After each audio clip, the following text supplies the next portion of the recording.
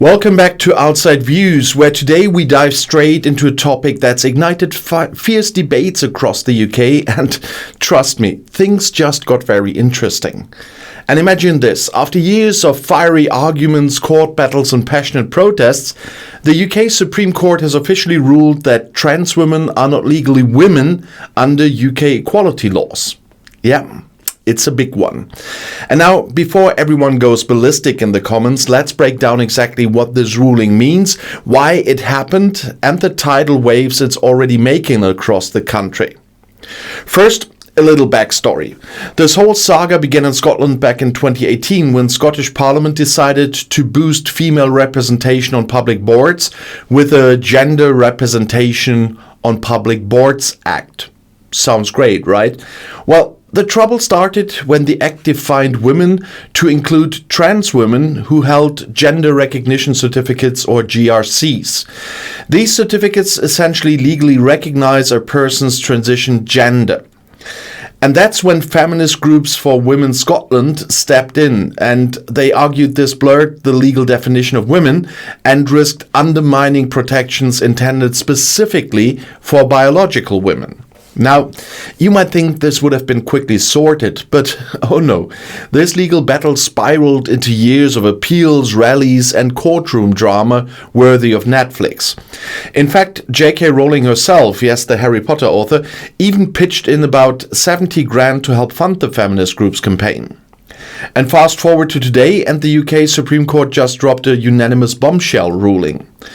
The justices stated clearly that under the UK's Equality Act, woman specifically refers to biological sex, people born female.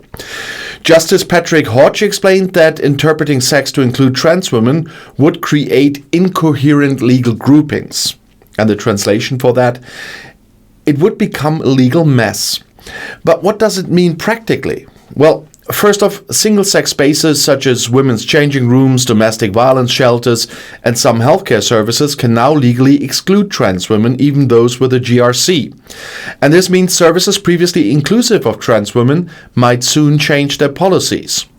And in case you're wondering, yeah, this ruling applies not just in Scotland, but also in England and Wales. Now, reactions to this have been nothing short of explosive. Outside the Supreme Court, feminist activists were popping champagne, chanting, "Women's rights are human rights." And Susan Smith from FWS put it bluntly, everyone knows what sex is and you can't change it. And there's also a viewpoint worth mentioning here, shared by many people who believe that biology is straightforward and there are only two sexes. Real trans people, meaning those diagnosed with gender dysphoria, live their lives as the opposite gender but understand and accept their biological sex. They simply want to pass unnoticed, blending seamlessly into everyday society without seeking attention. And these individuals deserve our support. However, many argue that transgender activists promoting various genders, made-up pronouns, and their own interpretation of being trans are creating confusion and division. And critics say these activists want to force society into accepting views that stray from biological reality, which ultimately doesn't help genuine trans individuals who want acceptance and normalcy. And on the flip side, trans right groups are understandably devastated. Scottish Trans called the decision shocking and accused the court of silencing trans voices, arguing this decision rolls back decades of trans rights progress. Maggie Chapman from the Scottish Greens even described it as deeply concerning for human rights. The Scottish Government, led by First Minister John Swinney, said they'll respect the ruling, but are already working to clarify its broader implications. Similarly, the UK government reassured that single-sex spaces would remain protected. And speaking of broader implications, buckle up, because this decision could dramatically reshape how public life functions in the UK. For instance, political parties using all-women shortlists or public boards needing to fulfill gender quotas will now exclude trans women. And sport associations could reconsider their rules entirely, with British cycling already banning trans women from women's competitions. On this note, many argue that trans individuals should not compete in regular sports leagues, and I'm one of those. Biological men competing in women's sports can create unfair advantages, so perhaps the solution lies in creating separate leagues specifically for trans athletes, both trans men and trans women separately, of course, ensuring fairness and inclusivity for all. And moreover, the real-life impact is already becoming clear. Domestic violence shelters and women's healthcare services are re-examining who they accept, potentially redrawing access lines overnight. Remember RISE, the women's shelter that lost funding because it didn't serve trans women? Well, their story highlights just how tangled and contentious this has become. Additionally, police forces are revising their procedures. The British Transport Police just reversed a policy allowing searches of trans detainees according to their identified gender, now reverting to birth sex. Legal experts are saying this ruling could force an urgent update of equality legislation to ensure trans people remain protected from discrimination. And let's not forget the human element here. Advocates for trans rights are deeply concerned that this decision might fuel further discrimination and hostility towards trans people who already face disproportionately high levels of violence and harassment.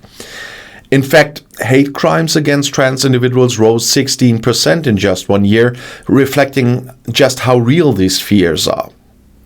But where do we go from here? Well, the government says it's committed to protecting everyone's rights, but how exactly they'll balance that is the million-pound question. We can expect more lawsuits, more heated debates in Parliament, and perhaps even shifts in public opinion as society tries to reconcile inclusion with the specific protections women's rights advocates are calling for. But one thing is certain, this ruling is not the end. It's the start of a new chapter in one of the most polarizing and complex social issues today. But what are your thoughts on this decision? So let me know in the comments below. And if you already wondered, first of all, the new thumbnail and the changed look of my channel. Yes, this is the first video since I was released from hospital. I'm still in the middle of recovery. That will take time. I've got a really big scar right here at the side, and they still have to pull the threads. I think it's in English. And so I'm just trying to get into working mode again and see how this goes. But I did make it out of hospital well, and I'm looking forward to a full recovery. They are doctors, so they didn't say it's not. I don't know what's in English when it's evil, the evil tumors. Well, they didn't say it's not. They just said they couldn't find any hint that it would be cancer. So I'm staying quite positive on that one. And so I hope that when all this is healed, that topic will be gone. But as I said, I'm back. Still recovering, but back, and I hope that you stick with me in the next videos.